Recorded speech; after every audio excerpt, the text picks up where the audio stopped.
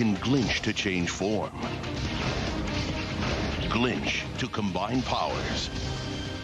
Glitch to save Galidor from Gorm.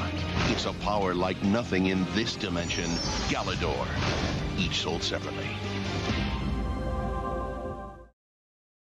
Hello everyone and welcome to WTF Toys, a new segment I'm trying out where I take a look at old or new toys that make you ask, what the fuck? Today we're going to be taking a look at some LEGO Galidor action figures. Now if you clicked on this video, chances are you are already quite familiar with the majesty of Galidor. But for those of you feeling utterly baffled, Galidor, also known as Galidor, Defenders of the Outer Dimensions, was a Canadian-American show from Thomas W. Lynch, creator of other successful children's shows like The Secret World of Alex Mack and The Journey of Alan Strange. The show followed the adventures of Nick Bluetooth and his friend Allegra Zane as they search for the key to Galidor in order to save the Outer Dimensions. But most notably, the show was both partially funded and owned by the LEGO Group. Whereas most shows solely made to sell toys were animated, this was live action and done with lots of puppetry and CG.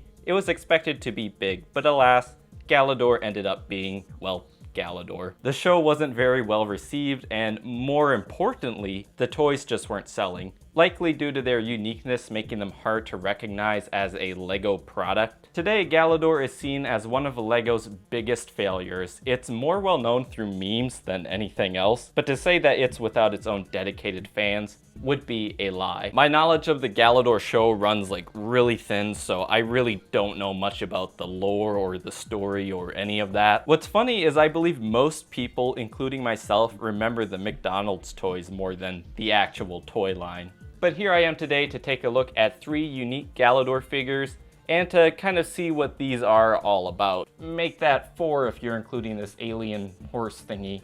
So putting these guys So putting all of the more interesting characters aside, let's take a look at Nick Bluetooth. You know what, you may laugh now, but in the future, everyone will be named after the latest apps and tech. I mean, we'll have names like Mac Smartphone, Sally Samsung, Johnny Quibi. Now I should point out that this figure is actually missing some of his original accessories. The only one I have is his robot arm right here, which is very unprofessional of me. I'm very sorry, but you know what? I'm gonna review him anyway. To start off, this figure is like way bigger than I initially thought it would be. When I heard of Galidor figures, I thought these things were like 6 inches tall, but yeah, this is much bigger. This is like, it looks like a Ken doll. Now this figure does in fact have a few stains on the shirt. There's one right here, and then there's a couple on the back. That's just how the figure came like. I tried to rub it off because I thought it was something I could just clean up, but yeah, it's just stuck to there. I think it's the plastic rotting away. Now in terms of articulation, this is actually a very flexible figure. Like his head moves around, his arms and legs, all of that has a lot of movement to it. The only thing that doesn't really move is his waist, but it doesn't really matter. Now the reason that this is a LEGO product is that it's actually like a mix and match system of sorts. But what you actually do with this figure is you can like tear him apart limb from limb. All of his parts like pop off very easily. And you can take something like his robot arm and insert it into there. So now he's got a robot arm. Now according to the show, this is something known as glitching. In Galidor, it's glitching. Glitching? Glitching. I don't really like that. Sounds like a slur to me. And yeah, I don't really know the reason why his limbs can do stuff like that, but it's a very interesting gimmick. It's kind of the whole point of the toy line. And of course, the function with his robot arm here is you press this button and the glove pops up like that. Kind of reminds me of like the old McDonald's Inspector Gadget toy. And here is the aftermath of a bloody massacre, and I wasn't lying when I said that you can take apart all of his limbs. It's a really interesting system, to be honest. Like there's these little ridges along here where you have a little, kind of looks like a Technic pin that you just stick in, and it'll just snap on to any part, and it sticks in pretty good. I actually really love that clicking sound. It's very satisfying. But yeah, it seems like LEGO was trying something like Bionicle, trying to do the next big thing. It's just a shame that they failed. And you definitely can do some like really crazy stuff with this guy. I mean, just look at this monstrosity. It's an abomination. As I've said before, it's the main gimmick and the most fun part about these toys, but I'll be doing a bit more of that later. Next up is Europaides, or is it Europaides? I don't know how to pronounce these names. So this figure actually originally came with a red spear. It seemed like a pretty cool piece, but unfortunately I do not have it. I'm so sorry to all of the Galidor aficionados out there. So this is like a cool kind of amphibian-esque frog-like alien of sorts. I really like him, although he does have quite a few more flaws than the other figures. He's very well articulated for the most part, but his head movement is kind of limited and it pops off very easily. And his black armor right here is just very loose. It just wiggles around like that. It doesn't like snap on or anything, which is a shame. The figure also has like a very hollow feel to it. It definitely feels a lot cheaper when compared to the other figures. But he does have a few holes in places where you wouldn't expect. I mean, he's got one on his head. He's got one back here near his butt, which I guess kind of acts as a tail of sorts. So if you want to like snap something on like this robot arm, you can make that into a tail, I guess. I mean, he's cool, but he's my least favorite, so. All right, and here we have Nepal and Schimmel, and this is what I'm talking about. Any sort of toy that involves like a character riding something like a horse, or think of He-Man and his pet tiger. Like anything like that is awesome. Now putting Schimmel aside and looking at Nepal here. As you can probably tell, Nepal has this whole like winter theme going on here. He's got this really cool ice staff piece. Just look at that. It's like a translucent clear plastic, but it's a really nice piece. I really like that. He's got this fur throughout his body, you know, kind of makes him look like he's all set for winter. His head has this really bizarre gimmick where you push up this notch on his head and these little like eyelids or goggles of sorts come down.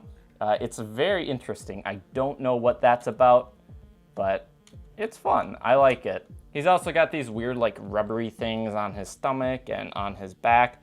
I don't really get the one on the back. I think I understand why this is on his stomach right here, but I'll show you in a bit. Now Schimmel is the alien creature that Nepal rides. It's kind of like a horse of sorts. But I really love this guy. I mean, just look at that head. Look at that head. It looks so much like a Skeksis from Dark Crystal. I love it. He kind of reminds me of like a Beast Wars figure in the way that he's got like this organic flesh in parts, but then other parts of him are more like cybernetic or robotic. What's very bizarre about this figure is that he's got holes all over, and there is a hole both in the penis area and on his butt. So that's something. He's got these cool looking like robotic arms that you can actually snap stuff like the ice staff. You can just snap into there. So it's cool that it can hold that. And he does have also like a big gray rubber piece, kind of like what Nepal had, although I don't really know what this is for. It's just a weird addition. Maybe it's like part of a saddle or something. But I think the reason that Nepal has that rubber piece on him is so that you can just place him in the seat up here. And I think that's supposed to kind of help him kind of stay sitting upright. But yeah, this is like a legitimately fun toy, like easily my favorite of these Galidor figures. It's one of those toys that just screams toy, and I love that. Enough talk, let's make some horrible abominations.